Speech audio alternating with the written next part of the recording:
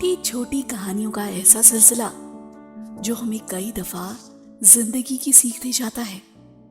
और आज की कहानी है डॉक्टर और एक्सीडेंट। एक डॉक्टर बड़ी ही तेजी से हॉस्पिटल के अंदर आया। उसे किसी एक्सीडेंट के मामले में तुरंत बुलाया गया था। अंदर घुसते ही उसने देखा कि जिस लड़के का एक्सीडेंट हुआ है उसके परिजन बड़ी बेसब्री से उसका इंतजार कर रहे हैं। डॉक्टर को देखते ही लड़के का पिता बोला, आप लोग अपनी ड्यूटी ठीक से क्यों नहीं करते? आपने आने में इतनी देर क्यों लगा दी? अगर मेरे बेटे को कुछ हो गया ना तो इसके जिम्मेदार आप होंगे। डॉक्टर ने विनम्रता से कहा, आई एम सॉरी, मैं हॉस्पिटल में नहीं था और कॉल आने के बाद जितनी तेजी से हो सकता था मैं यहाँ हूँ। कृपया अब आप लोग शांत हो जाइए, तभी मैं इलाज कर सकूंगा। शांत हो जाइए? लड़का का पिता गुस्से में बोला, क्या इस समय अगर आपका बेटा होता तो आप शांत रहते? अगर किसी की लापरवाही की वजह से आपका अपना बेटा मर जाता तो आप क्या करते? पिता बोलते ही जा रहा था। डॉक्टर ने कहा, भगवान चाहेगा तो सब ठीक हो जाएगा, आप लोग दुआ कीजिए, मैं इलाज के लिए जा रहा हूँ। और ऐसा कहते हुए डॉक्टर ऑपरेशन थिएटर के अंदर चला गया।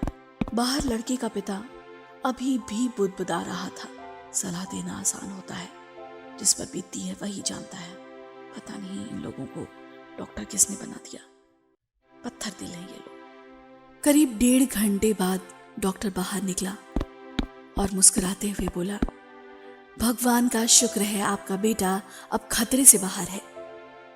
यह सुनते ही लड़के के पिताजी खुश हो गए और डॉक्टर से सवाल पर सवाल पूछने लगे।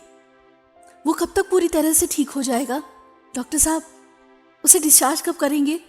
पर डॉक्टर जिस तेजी से आया था उसी तेजी से वापस जाने लगा और उन लोगों से सारे सवाल पूछने के लिए नर्स की तरफ इशारा करते हुए बोला कि नर्स से पूछ लीजिए। उस लड़के के पिता ने कहा, ये डॉक्टर इतना घमंडी क्यों है? ऐसी क्या जल्दी है कि वो 2 मिनट हमारे सवालों का जवाब नहीं दे सकता था? लड़के के पिता ने नर्स से बोला।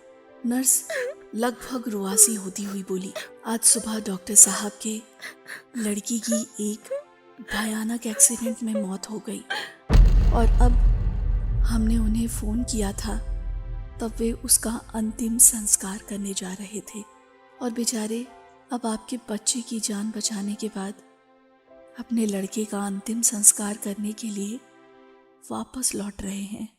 यह सुन लड़के के परिजन और पिताजी स्तंभ रह गए और उन्हें अपनी गलती का एहसास हो गया।